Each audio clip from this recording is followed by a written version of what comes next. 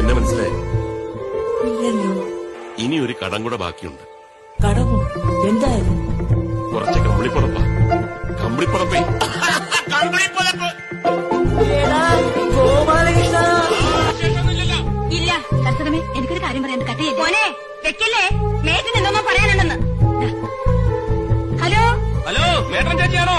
പിന്നെ കൽക്കട്ടന്ന് പോരുമ്പോഴേ കുറച്ച് കമ്പിളിപ്പുറത്ത് വാങ്ങിച്ചോണ്ട് പോരാമോ? ഹലോ ഗോപാലകൃഷ്ണ, കേൾക്കാമോ? ഇല്ലില്ല, കേൾക്കുന്നില്ല. കൽക്കട്ടന്ന് പോരുമ്പോഴേ കമ്പിളിപ്പുറത്ത് വാങ്ങിച്ചോണ്ട് പോരാൻ.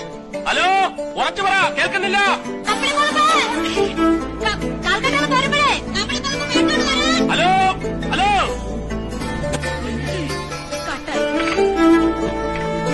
എന്ത് പോക്കത്തിനോട് താനീ പറയുന്നത്? അവർ കമ്പളിപ്പുറത്ത് അവിടെ നിന്ന് കാണുന്നത് ഞാൻ ഇവിടെ നിന്ന് കേട്ടല്ലോ.